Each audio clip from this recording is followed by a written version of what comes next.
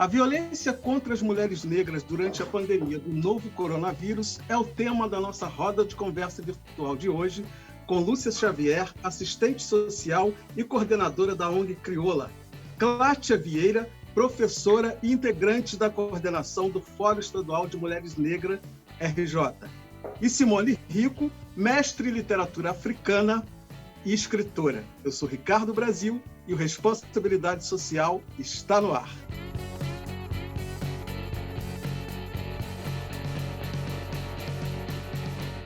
Eu adoraria estar fazendo esse programa hoje para poder estar falando das lutas e conquistas das mulheres negras, porque, afinal de contas, elas existem, né? Existem as conquistas e vocês são a prova viva disso, mas, infelizmente, a gente se deparou com um vídeo recentemente de uma mulher negra de 51 anos de idade, né?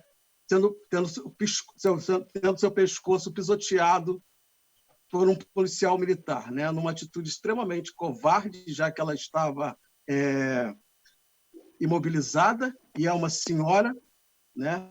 E aí eu pergunto para vocês, por que esse tipo de violência contra as mulheres negras elas não causam comoção social, não causam indignação na sociedade como um todo?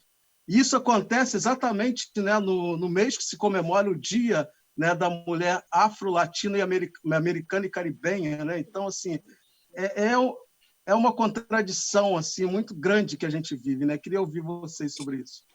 Exato. Eu quero saudar a Cláudia, a Lúcia, né? Todas as mulheres negras que nesse mês, né, deveriam estar comemorando, mas a gente precisa continuar lutando e lembrando, né, que a gente está muito nessa posição, é muito simbólica essa imagem de um policial com os pés, com o pé, né, na cabeça, imobilizando, silenciando a mulher negra, porque é essa a cultura que se tem na nossa sociedade, né, de acreditar que nós, mulheres negras, ocuparemos alguns lugares e em muitos desses lugares não teremos o direito de falar. Ficaremos ali desenvolvendo alguma função mais braçal, servindo ao que se deseja que seja feito por nós. E esse desejo está longe de ser escutar o que a gente tem a dizer, valorizar o que a gente tem feito, que seja diferente dos trabalhos mais subalternos, de limpar, de varrer, de servir ao outro. E aí o Ricardo traz essa pergunta de por que não comove, não mobiliza as pessoas, porque no imaginário que ainda move o nosso dia a dia, a gente está nesse lugar ainda, né? Nesse lugar que aceita a violência, nesse lugar de ser dominada, nesse lugar em que o que fazem conosco é aceito porque nós somos o tempo inteiro desumanizadas, e acho que é contra isso que a gente vem se movendo por muito tempo, e nesse momento essa conversa acho que é muito para isso, né? Para a gente pensar em como continuar em movimento para transformar esse contexto. Vou pegar essa carona, quero saudar todas as mulheres que estão nos assistindo, todas as pessoas que estão nos assistindo, e saudar as companheiras que a gente vai dividir essa conversa aí, que é tão cara para nós mulheres negras, né? Ricardo, quando você traz a questão da violência urbana, né, essa violência urbana que são todos os dias, vale a gente ressaltar que esse caso de São Paulo, que chocou a população negra, aconteceu em maio, e a gente veio tomar conhecimento, pelo menos pelas redes, e começar a falar em julho agora, né? Então tem todo um processo de silenciar as coisas que acontecem com a população negra. E isso é uma outra questão que a gente vem debatendo. Se não é nós por nós, e nós por nós não é uma falácia, é nós por nós mesmos. Se não é nós por nós, cavucando, né? e expondo a situação de violência, de desrespeito, desumana que a população negra está exposta, essas coisas são silenciadas. Todos os dias nas favelas, nas periferias, nos quilombos, a gente vive ações violentas por parte do Estado, quem deveria nos dar segurança. Mas cabe aqui lembrar também, quando a gente traz o nome dessa mulher, primeiro, né, as características dessa mulher. Ela morava, um bar, uma comerciante, logo ela estava trabalhando, né, num momento de pandemia, que em São Paulo as coisas não estão fáceis, a gente começa a observar que a pandemia ela começa a avançar para o interior, para as áreas mais populares, para as favelas, né? Ela estava trabalhando, mas a gente pode fazer uma comparação, se eu não estou enganada, 2011 ou 2012, me corrijam, se eu estiver errada com a data, da Cláudia dos Santos, né? Arrastada aqui no Rio de Janeiro, no Camburão, uma mulher que foi assassinada pelo Estado, porque se ela tivesse alguma chance de vida depois de ter sido baleada, essa vida dela foi ceifada no momento em que ela é arrastada como uma coisa. Né? E dizer, sim, que realmente não causa nenhuma comoção à sociedade não negra, porque nós, as mulheres negras e a população negra e o movimento negro, a gente já está em cima. E vou dizer uma coisa, que só não é mais, né, e a violência, ela só não é maior, mais agressiva e mais silenciada, porque nós estamos em cima. A São Paulo, a segurança pública de São Paulo, né, o governador Dória disse que ele iria responder por lesão corporal. Não, aquilo ali é tentativa de homicídio, sim. Não tem lesão corporal. Então, veja a desconstrução até do crime, a tipificação do crime. Né? Então, assim, nós já estamos dizendo, nós já estamos falando, nós já estamos denunciando, usando as redes para dizer que ali não tem nenhuma lesão corporal, nem grave nem gravíssima. Ali tem uma tentativa de homicídio. Né? E a gente pode até chamar, pela idade da mulher, pode ter até tentativa de homicídio com pessoa incapaz, ainda tem isso, porque aquela mulher não tinha como se defender naquele momento, e por isso, Oxalá permita, né, que essa mulher permitiu que essa mulher sobrevivesse depois de não sei quantas paradas cardíacas, não sei de quantos desmaios, enfim.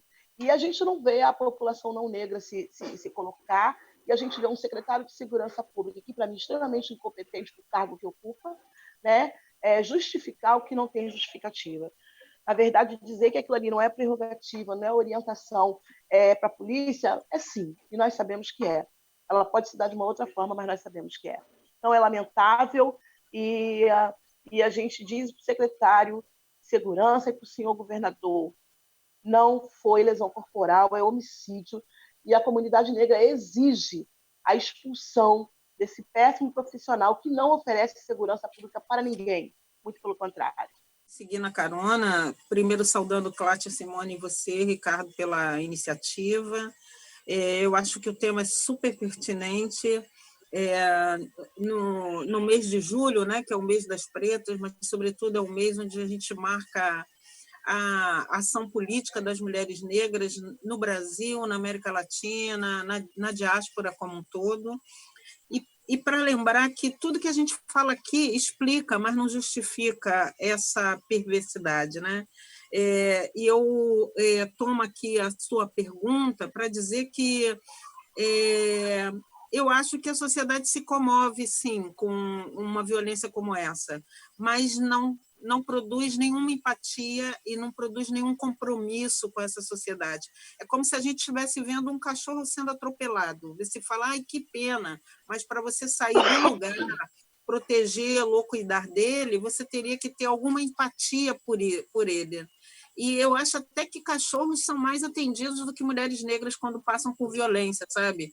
E, para te dizer a verdade, essa não produção de empatia e de compromisso é tão explícita que mesmo quando outras mulheres, como a mulher branca, médica, que saiu de sua casa para reclamar o barulho e a festa produzido, inclusive por militares, mesmo ela teve mais apoio, mais suporte, mais empatia e compromisso da sociedade. Várias pessoas se envolveram para ajudá-la naquele episódio, e isso não vai acontecer com uma mulher negra. Isso tem a ver um pouco também com a representação negativa que as mulheres negras têm, produzida pela sociedade. Né? Essa ideia de que a gente é criminosa, que a gente é marginal, é forte. mesmo quando a gente vê a incapacidade de mulheres produzirem violência como essa, né? Então, ela está sendo acusada de produzir uma violência que ela não tem capacidade para fazer diante de 3 ou 4 homens fortemente armados, e mesmo assim essa representação negativa se estabelece com força, com ânimo, né? Dos policiais dizerem que foi ela que os atacou, né? Mesmo que ela tivesse perdido a sanidade mental, ela não faria isso. E mesmo assim ela é acusada de ter agredido os policiais, posto a vida de 4 ou 5 policiais em risco, quando a dela ficou constantemente em risco. E quero lembrar que polícia é Estado. Então, é o Estado de São Paulo, o Estado brasileiro, que tem produzido essa violência. E, por isso, nos chama atenção a ideia de que, no caso da violência contra a mulher, por mais que a gente tenha avançado em tipos, em formas, em metodologias para compreender isso, a violência contra mulheres negras é de um outro tipo, né? Ela é estruturada no racismo patriarcal e ela segue, tanto em casa quanto fora da casa, o mesmo modelo. Então, mulheres negras não estão só ameaçadas pelos seus companheiros, parentes, elas também são ameaçadas pelo Estado brasileiro, por outros indivíduos que se sentem à disposição e com liberdade para poder atacá-las, né? E essa experiência dessa mulher, como da Cláudia, como de outras, faz nos lembrar uma ação política promovida por nós, que na marcha de 2015, que foi trazer o racismo e a violência como as principais barreiras do nosso bem viver. E essas principais barreiras são completamente acionadas contra nós, né? E agora, no período da pandemia, essas barreiras tomam força, fôlego, sobretudo porque elas trazem para nós uma certa invisibilidade. E essa invisibilidade política é constante, né? Você veja, nós estamos numa pandemia, atuando em casa, acompanhando mulheres que estão sofrendo violência. Hoje mesmo nós acabamos de botar um vídeo na rede sobre isso, nós estamos fazendo debates sobre isso, nós estamos buscando acionar o Estado para enfrentar a violência, nós estamos acolhendo essas mulheres e nós também estamos envolvidas em toda essa catástrofe que a pandemia nos proporcionou. E, por isso, também invisíveis, né? Porque, ao final de cada dia, a gente está esgotado emocionalmente, fisicamente, de uma situação em que deveríamos estar simplesmente em quarentena, esperando passar uma pandemia desse nível, mas temos que reagir, não podemos parar, né? Então, eu acho que essa comoção da sociedade com as mulheres negras não existe. E mesmo que aquela mulher prove a sua máxima inocência, mesmo assim, alguém ainda perguntará o que ela fez, quem ela ajudou, por que seu bar estava aberto, como que ela não sabia que tinha pandemia, e ela sempre será culpada pelo fato de ter sido espancada, pelo fato de ter sido torturada.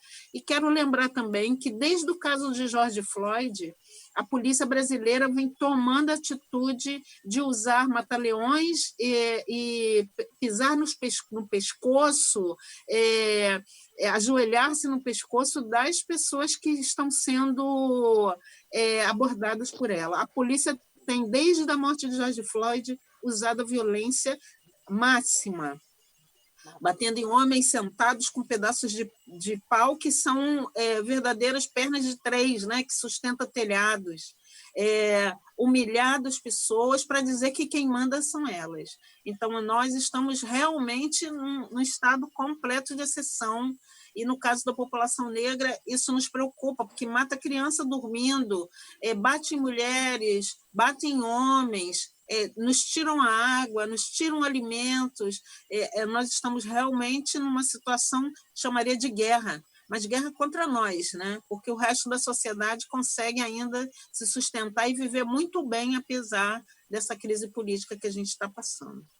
Então, eu queria pegar, né, um gancho aí que você deu, porque aqui tem um levantamento, né, que foi realizado pelo Fórum Brasileiro de Segurança Pública, demonstrou que a ocorrência de violência contra a mulher aumentou em 6 estados, né? São Paulo, Acre, Rio Grande do do Norte, Rio Grande do Sul, Mato Grosso, Pará. Porém, também diz que o Rio de Janeiro viu um aumento de 50% nos casos. Agora, se a gente faz o recorte racial, eu imagino que isso é muito pior, até mesmo porque quem é vulnerável, né, numa situação de pandemia, fica mais vulnerável ainda, né?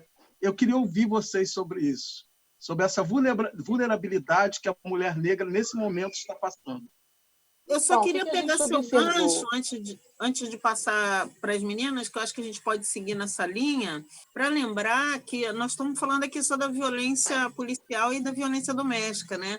Mas as violências institucionais contra as mulheres negras cresceu bastante. Se a gente olhar a questão da gravidez, do parto puerpério nesse período, se a gente olhar, sobretudo, a obrigatoriedade delas de irem trabalhar, especialmente as domésticas, nesse período, né?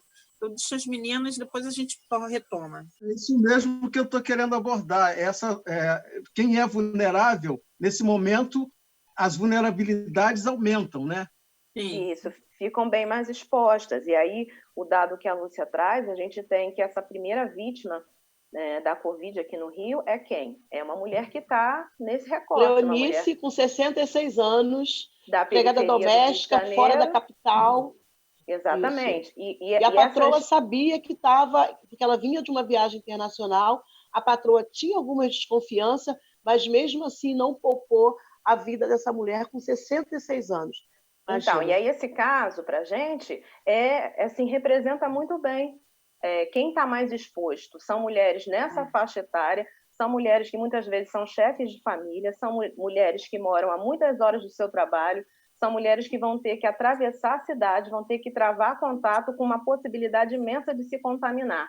E são mulheres que, algumas vezes, além de todas essas violências que elas têm para atravessar a cidade, eu estou falando porque sei bem, moro na Zona Oeste, moro em Bangu, sou ligada ao coletivo Mulheres de Pedra, que atua na Pedra de Guaratiba, extremo da cidade, e a gente tem distribuído cestas básicas e tem atendido algumas dessas muitas mulheres que estão agora mais expostas. E essa exposição que ela encontra fora de casa, ela tem encontrado também dentro de casa, porque ela tem um companheiro que muitas vezes espera que ela faça esse deslocamento. Ela tem filhos que esperam que ela traga esse sustento. E quando ela deixa de fazer isso, às vezes isso vai gerar, né, um confronto com aquela empregadora, com aquele empregador, né, e gera também um conflito dentro da casa dela, porque vai faltar o alimento. E aí as coisas ficam mais agudas ainda. Então, as mulheres brasileiras, elas são as grandes provedoras dos seus lares, especialmente aqui na periferia do Rio. E aí, nesse momento, elas ficam desprovidas dos dois lados, porque ir até o trabalho é um risco, mas ficar em casa sem condições de ficar é um risco também. Então, além das violências que marcam fisicamente, tem toda uma violência psicológica. Do que meu filho vai comer? Né? E é muito bom. Foi muito bom você trazer essa questão das domésticas, porque assim, acho que a gente precisa falar um pouco mais disso e pegar essa situação da Cleonice, né, que trabalha em uma outra região do estado, né, ela trabalha em uma outra região. E isso a obriga a ter a permanência no trabalho, né? Então, ela não fazia o caminho de ir e vir.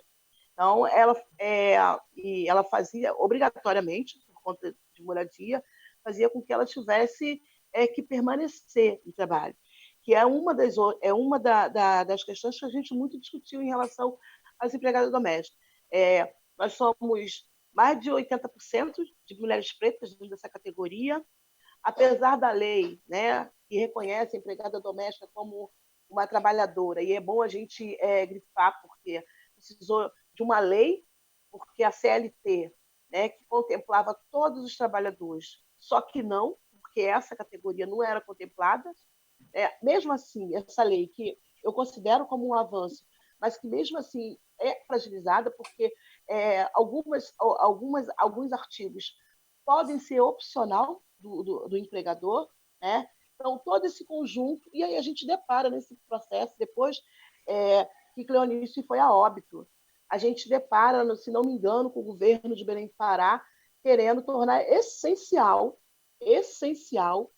né, essa categoria, que seria a exposição. E aí, assim, você torna essencial essa categoria, mas É uma você... mentalidade muito escravocrata, né? Pois Colocar a é, não, empregada doméstica como serviço essencial num pois momento é, não, desses. Né? e você também não cria para essa categoria que já é um absurdo, né? É uma coisa realmente sem lenço, sem documento, uma maluquice dessa, não maluquice, porque isso é uma perversidade, a gente tem que chamar assim, você acaba que você não cria condições, porque você torna essencial e você cria a obrigatoriedade dessa mulher estar no trabalho, sob pena dela sofrer as sanções trabalhistas, se não cumprir com a parte dela.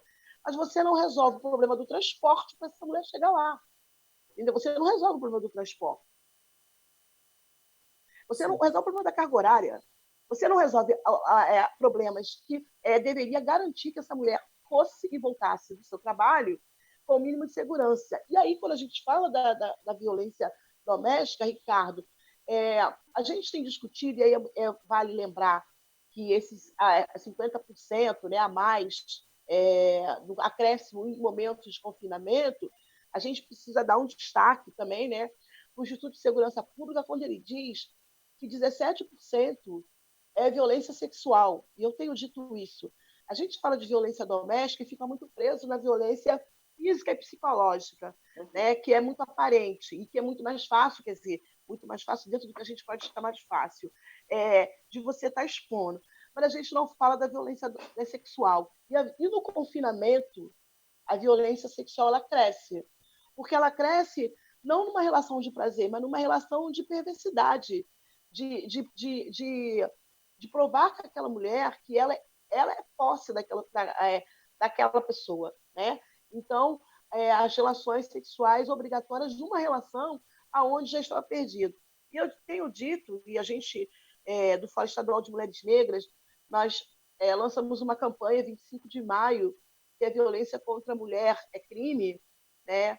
E Crioula também se juntou e está fazendo uma outra campanha. E em maio teve a campanha da violência, Maio das Mulheres, e é muito bom que vários segmentos possam fazer campanhas, porque essa pauta da violência doméstica ela não pode sair da ordem do dia, porque o Estado ele quer falar da violência doméstica quando? Em agosto, que se comemora, né, a lei, e aí basta dizer que a lei vão fazer 14 anos, e a lei até hoje não disse que veio para uma certa população, porque, na verdade, ela não se adequou, ela não criou condições. Haja visto que a violência doméstica cresce entre as Só para a mulheres gente negras. deixar claro, quando você está falando de lei, qual lei exatamente você A está Lei Maria da falando? Penha, né? Aonde A lei da Maria da, 340, lei Maria da Penha. isso, a Lei Maria da Penha, que faz aniversário agora, se não me recordo, acho que é 6 de agosto, 7 de agosto, faz 14 anos. Mas é uma lei que 14 anos, mas que ela ainda não fez eco em alguns segmentos, em alguns grupos. Por exemplo, nós, as mulheres negras. Porque as mulheres negras elas não saem para reclamar, até porque essa lei, embora tenha na lei, se eu não me engano, acho que no artigo 8º, tem uma estrutura, né? Tem toda uma rede para você trabalhar essa violência. Essa rede, esse artigo, se não estou enganada, ela não tem implementação. Então, essa mulher ela não tem uma segurança alimentar, ela não tem uma segurança, ela não tem um aluguel social. Então, como é que você quer trabalhar a denúncia? Como é que essa mulher sai para denunciar esse agressor? E aí, agora, no tempo de pandemia, as mulheres são as que menos. Sai menos ainda. E aí a gente vai ver um número que cresce por 190. Ela vai denunciar para voltar para casa do agressor, né, para ficar junto com o Não, agressor? e por conta da pandemia, quem tem mais condições ficou em casa. Sim. Quem tem mais condições econômicas e tem trabalhos mais estabilizados ficaram em casa. E com isso, os serviços diminuíram muito. Então, como é que essa mulher vai com que segurança? Aí você tem que fazer um RO. Se você vê o RO, é imenso, difícil de fazer, complicado. Então, tem toda uma estrutura contra essa mulher. Né? E aí você vai ver que o número que cresce na violência doméstica é o 190. E eu sempre digo que o 190 é quando o bicho está pegando. Quando a porrada está estancando, é o 190. E antes, teriam outros mecanismos. Assim, são questões, e aí, assim, para que as pretas possam falar, dizer que o que a gente tem dito da violência doméstica é que a violência doméstica ela não é isolada das políticas públicas. Na verdade, muitas das violências domésticas é consequência da má implementação e da precária implementação da política pública junto a essa população. Então, ficar em casa, como a gente pedia e todo mundo pedia, para quem podia ficar em casa, era muito ruim. Essa mulher já sofria violência doméstica anteriormente? Sim, mas ela passava 8, 9, 10 horas fora de casa. Então, ela não tinha que conviver, olhar para a cara dessa pessoa todos os dias, e todos os dias ela ia, quando não resolvia, criava-se condições, né, desvios políticos e de comportamento no sentido de você desviar desse agressor. Né? E o agressor também se envolvia com outras coisas e era mais um dia que podia se vencer. Agora não. Né? Principalmente abril e maio, que o bicho pegou, era dentro de casa, num cômodo pequeno, né? Com muitas pessoas, e você convivia com aquele cara. E ainda tem um outro agravante, que é o tal do auxílio emergencial. Né? A gente sabe que não saiu para todo mundo, mas que muitos homens, né, colocaram suas mulheres na linha de frente, principalmente mulheres do Bolsa Família, que entraram com auxílio emergencial de R$ 1.200 e tomaram. Então, foi a violência patrimonial, quando você toma o cartão dessa mulher. Quando você diz, não, você que vai, eu que vou administrar esse recurso. Então, foram várias violências, violências domésticas, que as mulheres negras estão submetidas e que a gente vai precisar discutir muito mais e que as campanhas precisam realmente ter um olhar mais apurado e ouvir mais essas mulheres. Eu vou pegar sua... Oi. Lúcia, antes de você falar, eu acho que você vai seguir essa linha, deixa eu ler um trechinho da Conceição Evaristo que ilustra muito bem o que a Cláudia trouxe, que dá para a gente dar uma respirada também, né? Porque eu acho que é muito por isso que eu estou aqui nessa roda, para a gente trazer esse fôlego para pensar o papel das mulheres negras, como Elza Soares, que através da música está incentivando as mulheres a ligarem para o 90, né? A Conceição, Carol Conká, na música jovem, e a Conceição na literatura, tem trazido à tona essas violências que são naturalizadas. E aí eu tinha separado um trecho que vai diretamente para o que a Cláudia falou, e eu acho que você vai para essa direção também. Está aqui no Insubmissas Lágrimas de Mulheres, e o trecho é do conto Aramides Florença, e a personagem diz: estava amamentando meu filho, me disse Aramides, enfatizando o sentido da frase ao pronunciar pausadamente cada palavra.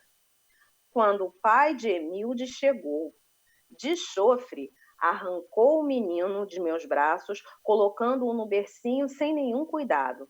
Só faltou arremessar a criança. Tive a impressão de que tinha sido esse o desejo dele.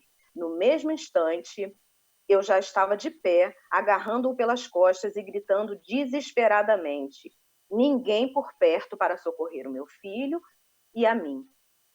Numa sucessão de gestos violentos, ele me jogou sobre nossa cama, rasgando minhas roupas e tocando violentamente com a boca um dos meus seios, que já estava descoberto no ato da amamentação de meu filho. E dessa forma, o pai de Emildes me violentou. E em mim, o que ainda doía um pouco pela passagem de meu filho, de dor aprofundada sofri, sentindo o sangue jorrar.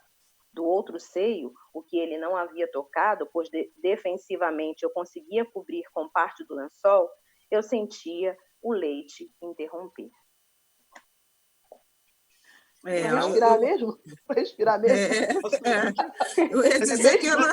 Eu ia dizer que não deu para respirar, não, piorou. Isso não chega num BO, isso não vira BO, isso vira dor. Claro. É porque você disse que ia deixar a gente respirar, mas acabou aprofundando o processo. Eu fiquei sem fôlego. E deixou sem fôlego, pois é. Então eu errei. A gente inspirou. Com certeza, mas eu queria voltar aí nessa perspectiva, né, que tem várias dimensões do processo de violência, mas desde a entrada do governo Bolsonaro e já na entrada do governo Temer, essa desconstrução do mínimo do sistema de proteção é muito, muito forte, né? Porque, na verdade, a gente trabalha e constrói os sistemas de proteção no sentido de poder ampliar os direitos das pessoas.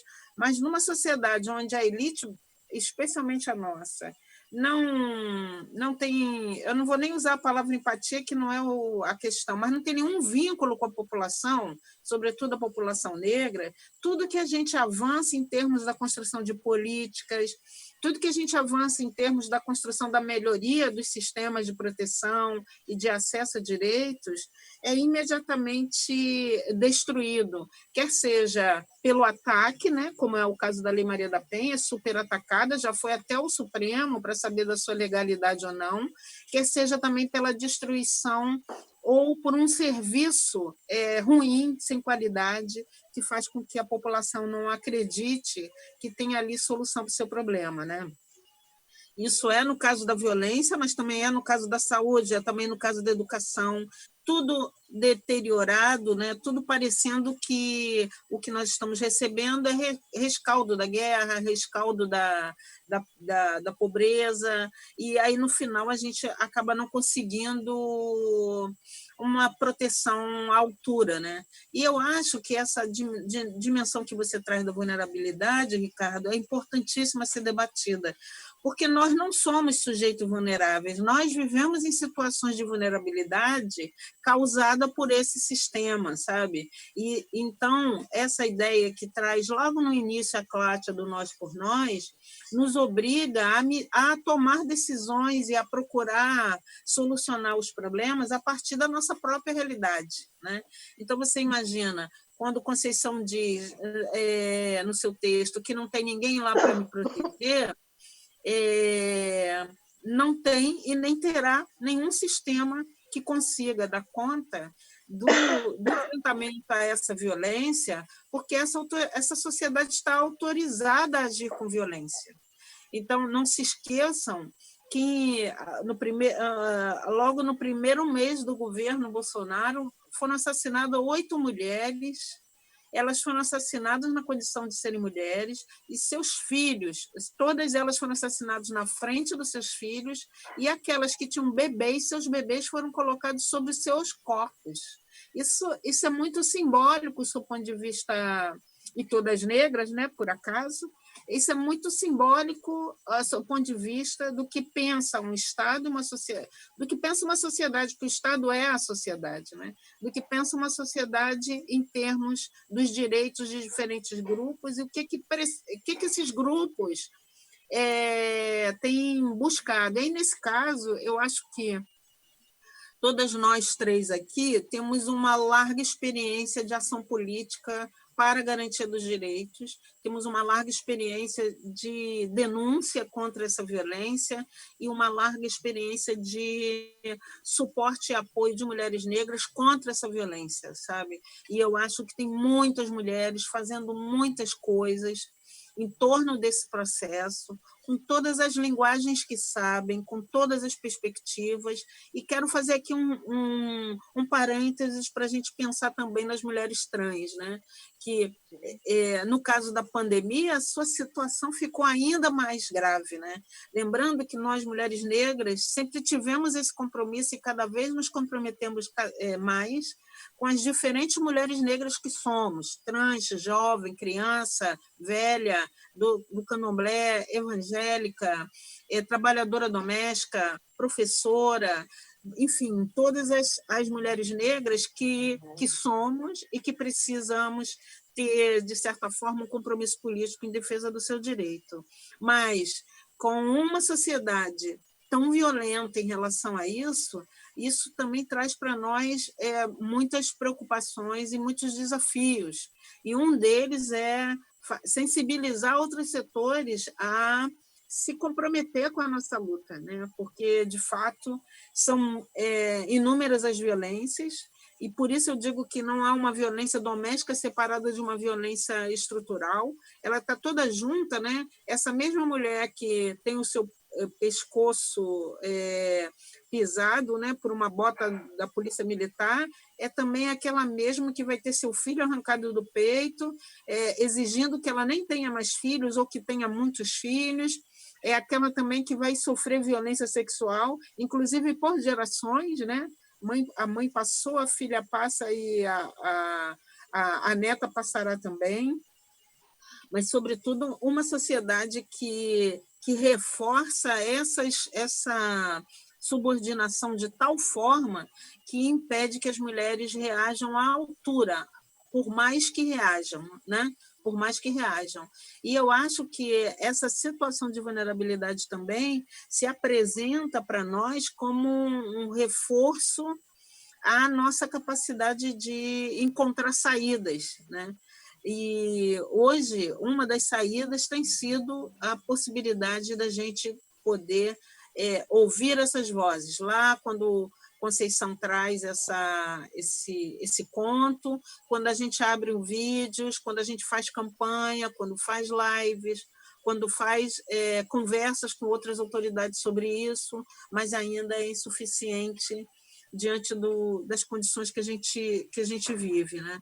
E também queria um pouco para ressaltar, e talvez essa seja uma questão que a Cláudia pode nos ajudar a trabalhar um pouco mais, é que em anos anteriores os recursos orçamentários para as políticas de segurança da mulher foram até bastante importantes, mas nunca eles foram utilizados no máximo da sua potencialidade.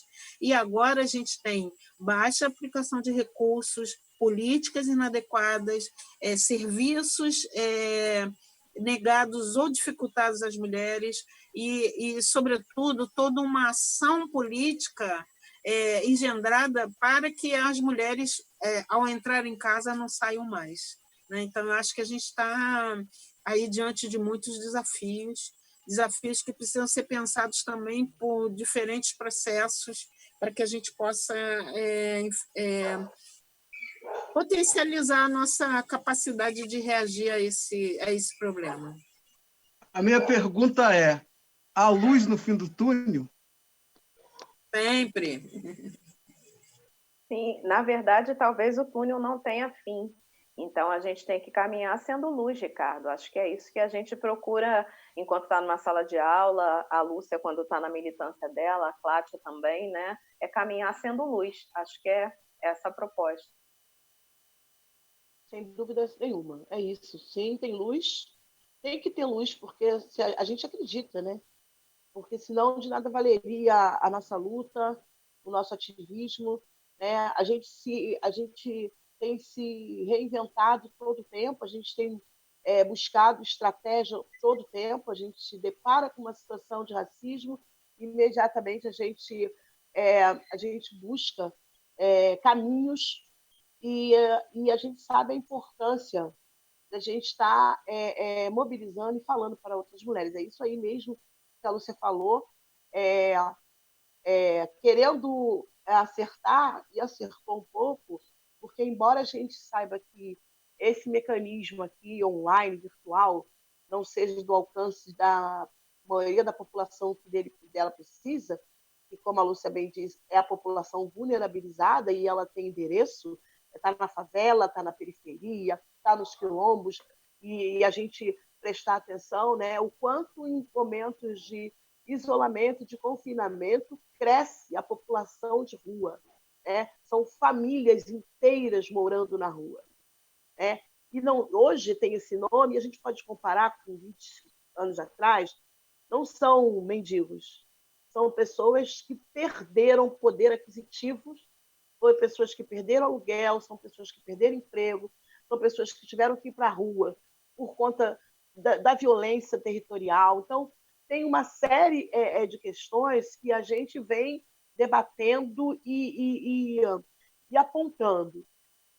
Eu entendo que a gente, aí quando a Lúcia fala do orçamento, é bom destacar para todos que nós precisamos influenciar a discussão do PPA. Né? A discussão do PPA é fundamental. E a gente precisa influenciar, mais do que isso, a gente precisa apontar programas, né? apontar recursos e defendê-los. A gente tem um exemplo do diálogo, o Fórum de Diálogo das Mulheres Negras com o Poder Legislativo, instituído no Rio de Janeiro em 2017, logo depois da marcha de 2015. Eu sempre digo que isso foi um desdobramento da marcha que empodera, que traz luz, que traz um holofote para a gente poder direcionar outras políticas. E ter conseguido instituir o diálogo das mulheres negras com o Poder Legislativo naquela casa, aqui no Rio de Janeiro, é muito importante. Porque, é claro, a gente está lá há 3 anos. Está claro que é nessa casa, né? A gente está conversando aqui exatamente. Nesta casa, é isso aí. Nesta casa, Alerj, Rio de Janeiro. Então, estar nesta casa, mensalmente, discutindo com os parlamentares pautas que tenham relevância para a população negra, é uma luz no final do túnel. Então, assim, a gente poder estar discutindo e trazendo outras mulheres para discutir. Porque, veja bem, o diálogo é um espaço aberto, plenárias que a gente busca atender o Estado. E a gente já tem pautado algumas questões, né? E a gente tem criado por dentro dessa casa as nossas práticas de GTs, né, para poder agilizar a discussão, para poder encaminhar. Então, a gente tem criado dentro dessa casa também a discussão do orçamento. Então, a gente conseguiu colocar no orçamento dessa Casa Legislativa, a gente tem um programa para as mulheres negras. Até então, o nosso orçamento ele era dissolvido em todas as políticas.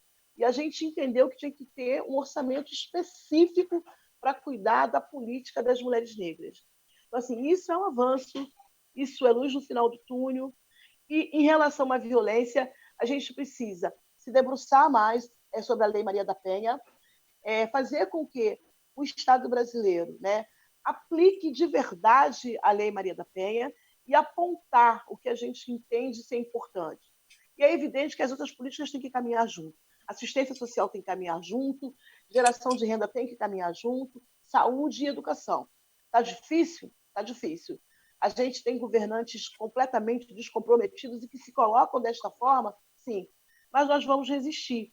E eu acho que nesse campo a gente não pode deixar aqui de falar de Mirtes, de mãe de João Pedro, de mulheres que estão sendo muito fortes para segurar esse tranco, que é uma dificuldade. Agora, só nós, mulheres negras, conseguimos ser solidárias umas com a outra, independente do território onde a gente possa estar. Então, tem uma luz no fim do túnel. A luz do fim do túnel é isso que a gente está fazendo aqui, é a gente propor, é a gente ouvir as mulheres, é a gente ouvir a população negra e, sobretudo, é a gente poder enfrentar os governos fascistas e enfrentar as políticas que querem nos manter em cativeiro e por onde navios. Tem sim. Gente, deixa eu só dar um pontinho só dessa luz no fim do túnel, que tem a ver com uma fala de Sueli Carneiro, que diz o seguinte, que a nossa luta é justa, e ela é justa enquanto não alcançarmos a igualdade, né? Então, ela diz que, enquanto não alcançarmos a igualdade, temos que continuar lutando. É isso aí. Gente, quero agradecer imensamente a presença de vocês. Infelizmente, a gente não tem mais como continuar. Isso é um papo que a gente ficaria aqui horas e horas falando, porque, na verdade, o que mais se faz é silenciar mulheres negras. Então, eu acho que, quando tem a oportunidade de falar, tem que falar mesmo. Por isso que eu falei o menos possível aqui, porque eu acho que o nosso papel é ouvir, e ouvir mesmo, porque tem muita coisa para ser dita. Eu agradeço imensamente vocês terem dado esse tempo de vocês para poder estar aqui discutindo. Para mim, é uma honra poder receber mulheres tão potentes, tão poderosas e de um significado tão importante para essa luta, né? Lúcia Xavier, uma pessoa que eu tenho um respeito, que eu admiro, e que é uma pessoa incrível, né? Assim, grande referência para todo mundo, né? Vocês também, Simone, Cláudia, vocês estão aí na linha de frente, atuando e desenvolvendo esse trabalho e sendo luz no final desse túnel. Então, assim, muito obrigado pela presença de vocês. É um prazer enorme. Estou super feliz de poder estar nesse espaço, nessa casa, trazendo esse debate com pessoas tão competentes e tão empenhadas como vocês. Muito obrigado. Obrigada, Ricardo. Obrigada pela oportunidade. Obrigada, foi um prazer estar aí com a Lúcia, com a Simone, para a gente poder trocar e dizer que toda vez que a gente se reúne, a gente troca, a gente também aprende, a gente também se autofortalece na nossa luta. Obrigada, Simone, pela oportunidade. Sim. Obrigada, Lúcia, parceira de toda hora. Obrigada, Ricardo. E obrigada a todo mundo que nos assiste. Sim. E vamos juntos. Só vamos chegar se formos juntas. Não tem outro caminho. Eu também quero agradecer muito, agradecer a Simone, Cláudia, Ricardo por essa oportunidade e também lembrar que nós estamos na luta por essa justiça, né? Então, todo o nosso esforço é para ter um mundo melhor, ter um bem viver, e sabemos que as mulheres negras é que trazem a solução para esses problemas. Obrigada. Com certeza. Então, agradeço também, deixo aí esse caminho das mulheres que nos antecedem, que vêm escrevendo histórias, tanto histórias pessoais como histórias literárias e musicais, que nos inspiram a seguir nesse túnel, que é longo, mas que a gente possa seguir por ele iluminadas e trazendo mulheres negras para esse lugar de protagonismo e de autocuidado e de cura de processos de dores que a gente não quer mais viver. Obrigada, Ricardo, obrigada, equipe, e um abraço carinhoso para todo mundo que nos assiste. E para você que nos acompanhou até aqui, muito obrigado pela audiência e até o próximo encontro. Eu te espero.